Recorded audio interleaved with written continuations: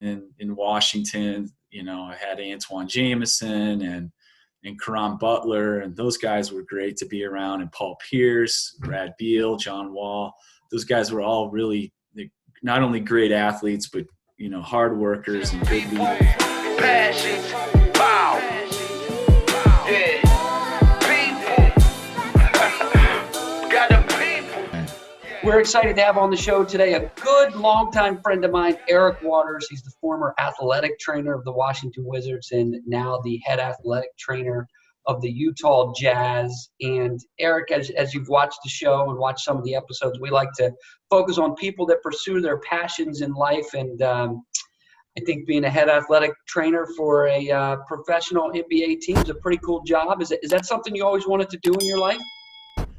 Yeah, it's interesting you asked that. I'm probably one of the only people that, of all my friends and people I grew up with, that from about junior year in high school till now, I'm doing what I always wanted to do. So I wrote my senior term paper on sports medicine in high school, and then continued to pursue that career path. And here I am, 30 plus years later after that term paper, still working in the business.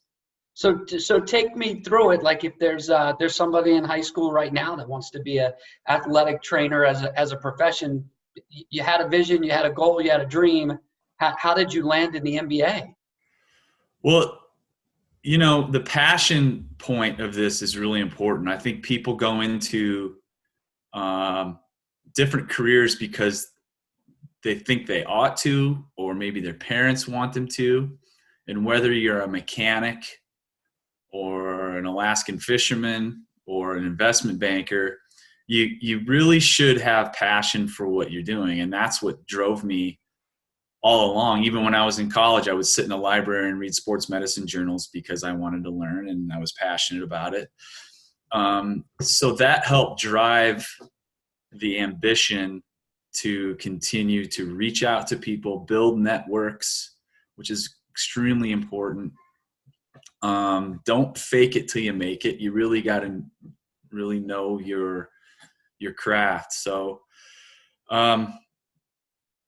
all the way through college, graduate school, I was building relationships with people. I was learning on my own outside of school. I was writing letters. So a good story, I guess, would be I was working on staff at Northwestern University. This was postgraduate school. This was my second job.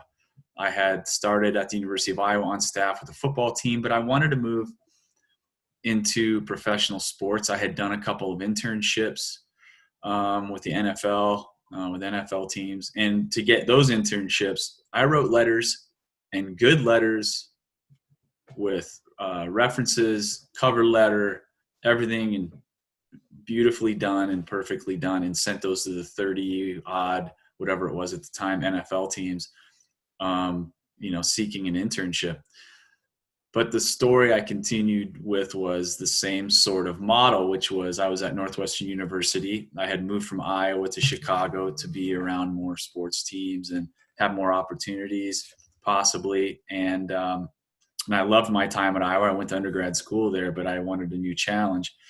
And I started writing letters to the professional teams in Chicago saying I would stock shelves and clean floors and do whatever they needed to be done. I was a fully certified athletic trainer with a master's degree, but I was willing to do those kinds of things just to get my foot in the door. And one day I got a call from the head athletic trainer, Fred Tedeschi of the Chicago Bulls at the time. And he said, do you want to come up and cover the training room for a day or two while we're out? And that was my segue into the NBA. They soon had a job position open. I applied for it and got the job. And that was in 2000. And I've been working in the NBA since. So that was your moment. That was your opportunity. That was the moment that created the spot you're in now, as far as being in the league. Yeah, and I've had some ups and downs, but for the most part, it's been a great ride, and you continue to learn and get better personally and professionally, and that's what I continue to work on. So yeah, that was the moment that I had jumped to the NBA. And as they say, I think it's important to note that it's harder to keep the job than it is to get the job. There are a lot of hurdles and continued learning and continued development that you need to have,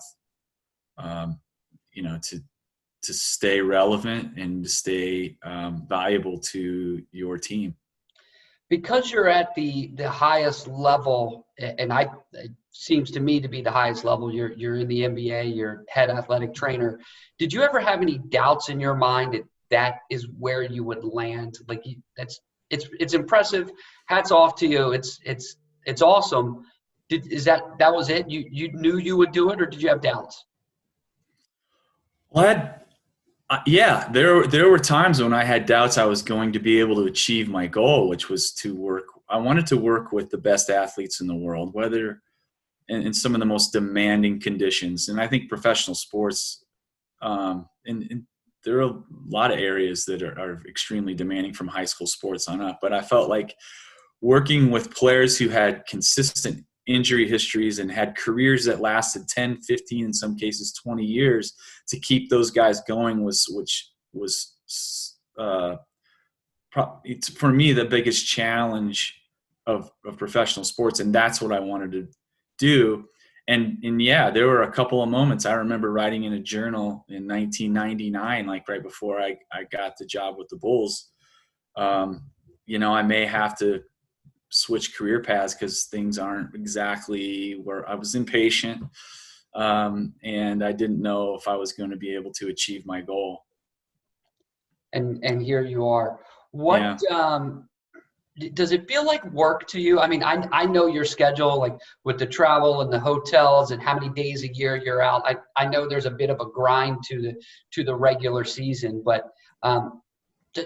can you describe for the viewers the feeling, what it's like to have pursued your passion in life, and whether or not does it even feel like work to you most days? Oh yeah, the novelty wears off. I'm going to get around to the right answer. There are times when it's going to feel like work. I don't care what you do. I don't care if you're a movie star or a billionaire hedge fund manager. You're going to have days where it's a grind, it's work, and you're not loving it. But for the most part, it's about perspective. I grew up in Iowa, and I remember looking out in a small town, and I was in high school, and I'd look out the window and I'd see farmers out in the fields working, and people really, putting their nose to the grindstone and grinding out a living, in some cases living paycheck to paycheck. In the times we're living in now,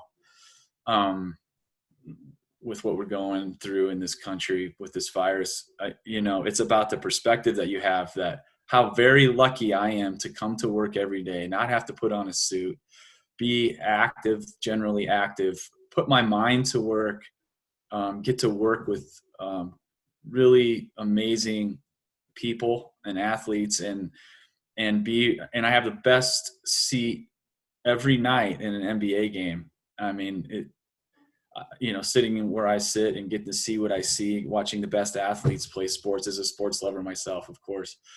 It's the best job I could ever have in my mind. And yeah, so for the most part, because of my perspective, I try to keep that perspective, how lucky I am compared to people who are really grinding and out, and people in my family and the way I grew up. I feel extremely lucky. Yeah. Nice. There it is. I knew there was some goodness in that answer. We just had to get to it. I knew it was coming. It's important to know that no matter what job you have, it's going to feel like work sometimes. Yeah, and especially you guys. I know you and I have talked about it over the years. Like the amount of travel it's not the lifestyle that maybe some of the NBA fans envision. You're in a different hotel. You're eating meals. You're traveling. You're on a plane. It is a hard lifestyle. Getting at home at 3 a.m. Yeah. And then having to wake up with your kids, it gets tough. Yeah, and you miss your kids, and then you're tired in the morning when you get home late at night. And yeah. Who are, I know who they are, but share with some of us your favorite players that you've worked with, and maybe a story or two you might have that people might find interesting. Oh, well, there's so many guys. being in the league this long, starting off, my first big job was a rehab for a guy who had torn his ACL. His name was Jamal Crawford. And it's been very rewarding to watch him go into a 20-year career and watch him 20 years later. I think this year is his first year out of the league.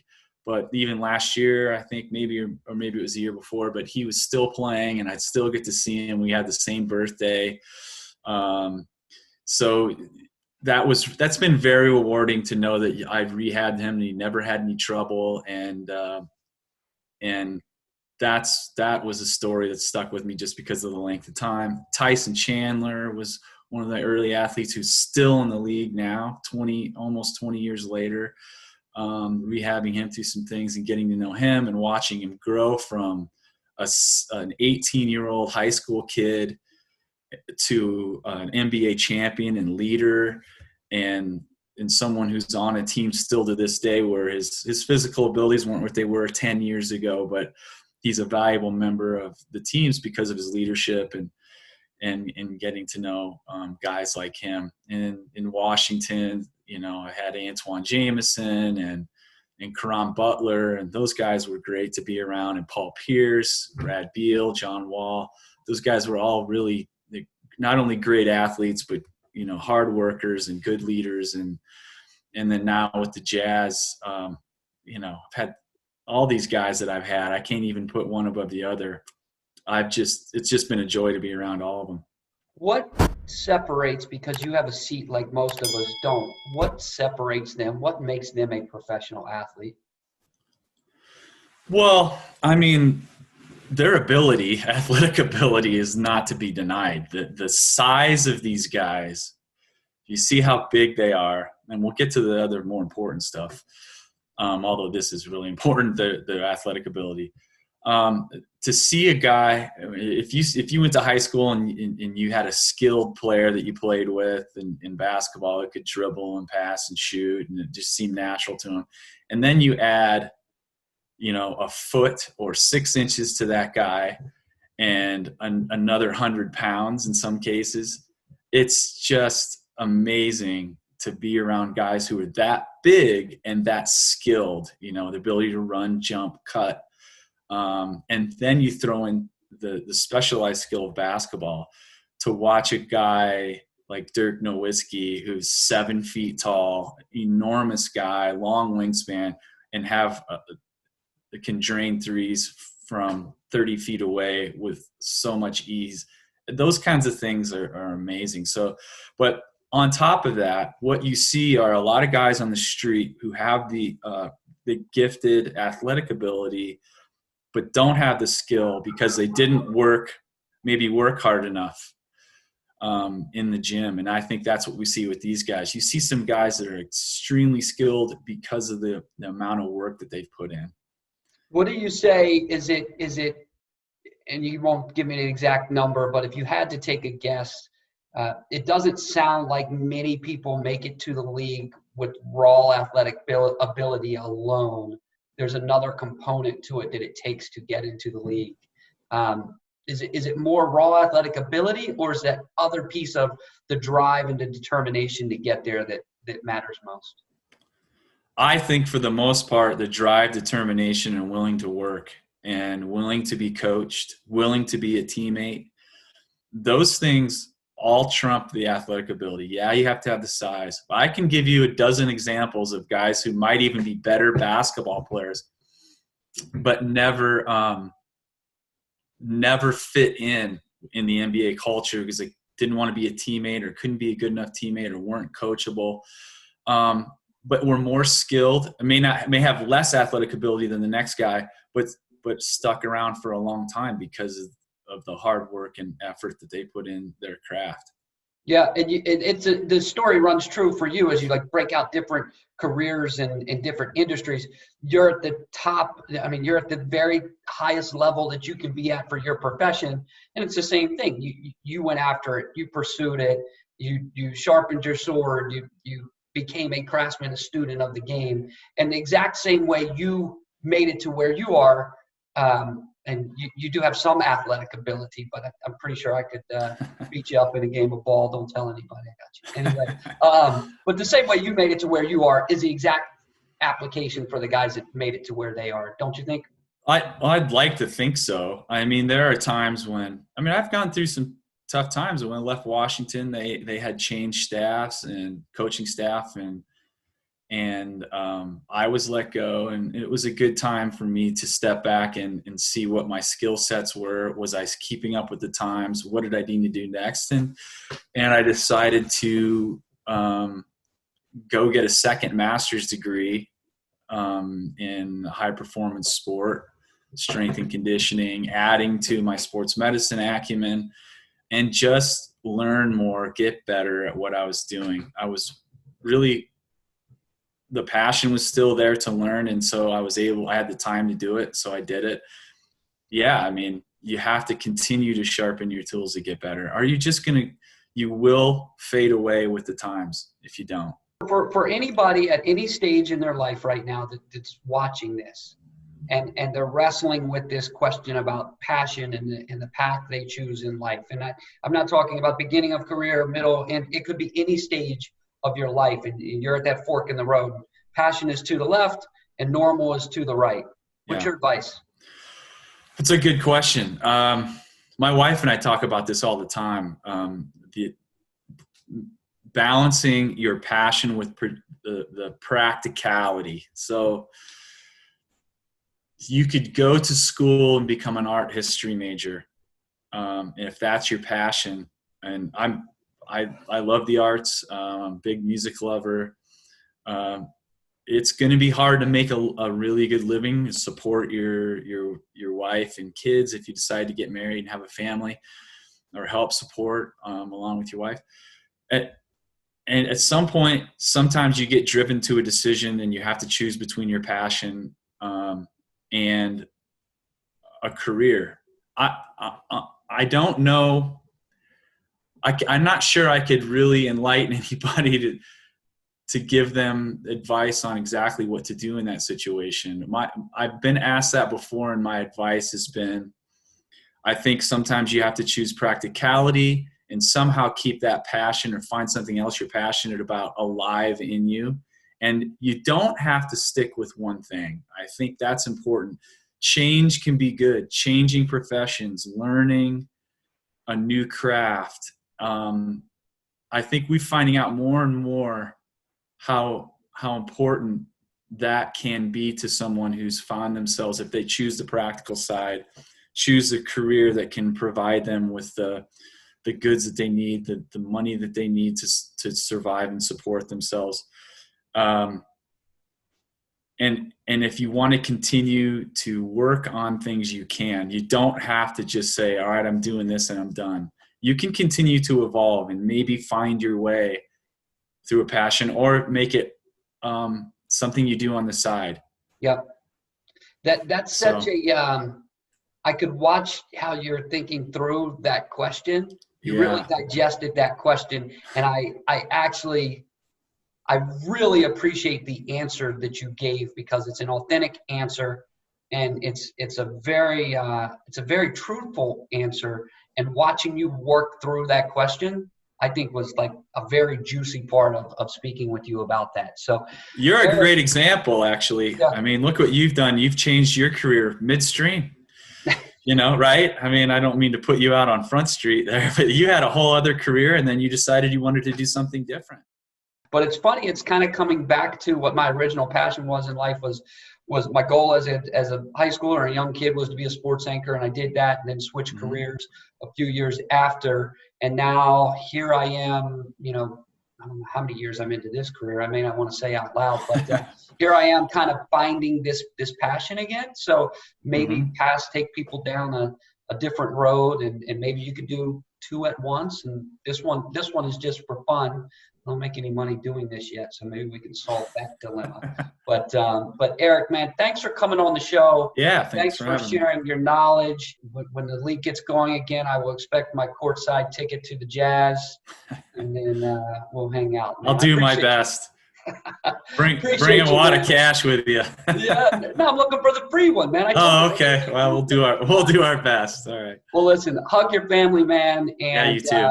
thanks for coming on the show, and we'll talk to you soon. Thanks, Jay. Take care. It's just people, passion,